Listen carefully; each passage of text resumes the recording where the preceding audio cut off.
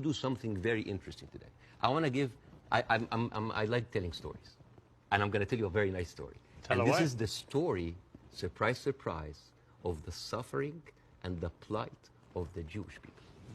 And I want to say that because it is very interesting when you see the trauma and the suffering that the people on the other side went through, you might understand why they're coming through. So this is, see this? This is a map of all of the history of the expulsion of the Jews in Europe. They've been like, I have never seen a minority being kicked around this much, right? And of course, this comes back to the, the whole idea about the original sin, that you have betrayed Jesus Christ. The blood of Jesus is on your head.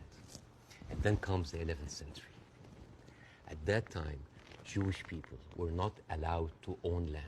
They were just peasants. Even some of the professions were not even allowed to participate in. But they were allowed to do one thing, usury, money lending, because it was prohibited by the Catholic Church to engage into that. So what happens when you work in money? You get richer, right? And those Jews lived in ghettos. Now, ghettos was not just like isolated neighborhoods in cities. Sometimes ghettos were outside the city. This is like how isolated they were. And in those ghettos, they have to pay gold to the mayor or the governor or the prince or the noble. So they would see, you're getting richer. I need more taxes. So they pay tax. What happens when you have a business and they increase your rent? You increase your service, increase the taxes, increase the... So what happened? The Christians started to default. And suddenly, the image of the greedy Jew was created. Shylock, merchant of Venice. If it will feed nothing else, it will feed my revenge. Like never did I see a creature I can't remember that. Never did I saw like a creature that looked like a man, so keen and greedy. Confound of a man. English. I messed it up. Anyways, but this was the image, greedy Jew, the greedy Jew. This was created because of their conditions. And it became worse in 1095, when Pope Urban II called for the first crusade to go and save the birth of Jesus from the unbelievers Muslim. And this crusade did not kill a single Muslim. You know how many people they killed? 2,000 Jews. Because it's like, wait, the non-believers are all over there. Why? So they went to it's called the Crusades of the Rhineland. So they went to the Jewish community because, hey, we own the money, so let's kill them better than paying them. And then came the plague. And then all of the things like, oh, they're killing babies, who would do that to a baby, And they accused them of poisoning the well. This was the kind of oppression that the Jewish people went through. Fast forward 19th century, there was like the Eastern Jew in Ukraine and Russia, and there was the Western Jews in Europe.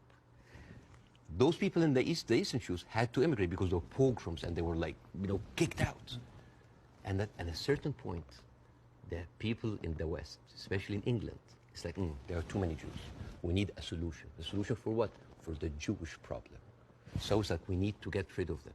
And you know what? Palestine was not even in the A list. Palestine was in the B list. Because England proposed 6,000 square miles in Uganda for the Jews, 1903. And the reason why Palestine was not on the list, that it was objected by a lot of rabbis that said, like, it's a promised land, but only when the Messiah comes. But there were other options, Argentina, South Africa, Uganda, Madagascar. And eventually, they said, all right, let's do Palestine.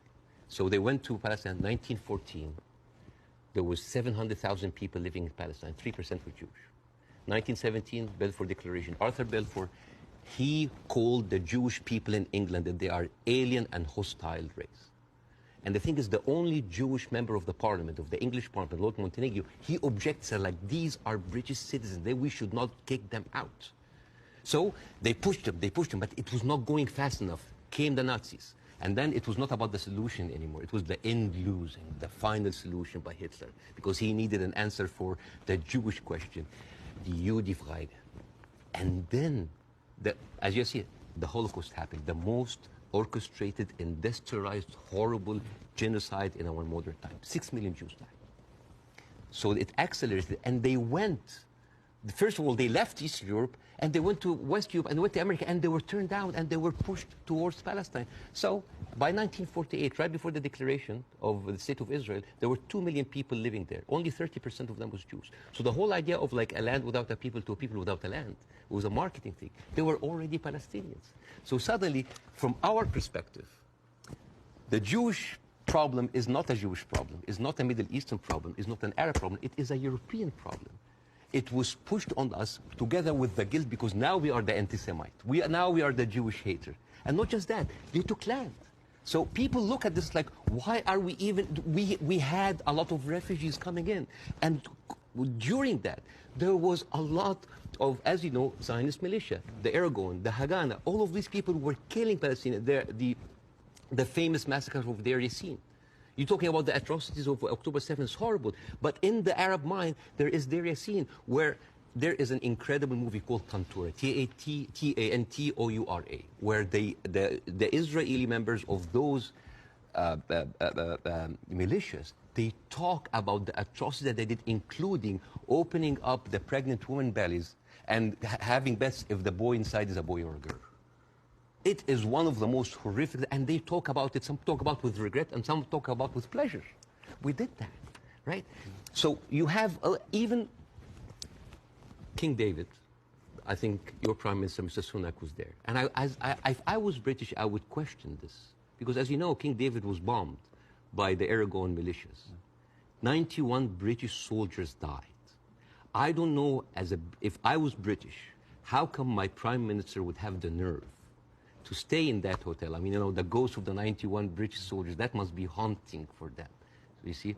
So when you see all of that, and you see that suddenly, overnight, 1948, there were 1.5 million Palestinians, half of them, 3/4 of them were overnight pushed into refugees. Yeah. And this is why it's called the Nakba, the catastrophe. So now we have all of this building up into the minds. And suddenly this was like a conflict, a hate, a problem that we didn't have to do anything with. This was basically pushed on us by the Europeans.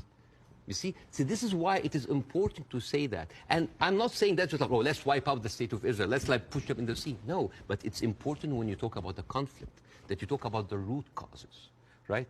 No, there was like a vibrant Palestinian culture happening over there. And right now they are erasing this culture. Suddenly I'm thinking of like Israeli feta cheese, Israeli hummus. Oh, that's an insult. Israeli hummus. Come on. I mean, take the land, but leave the hummus, man. I mean, come on. I mean, that's not fair. You are someone who's always spoken against culture, cancel culture. Right now, a whole culture is canceled.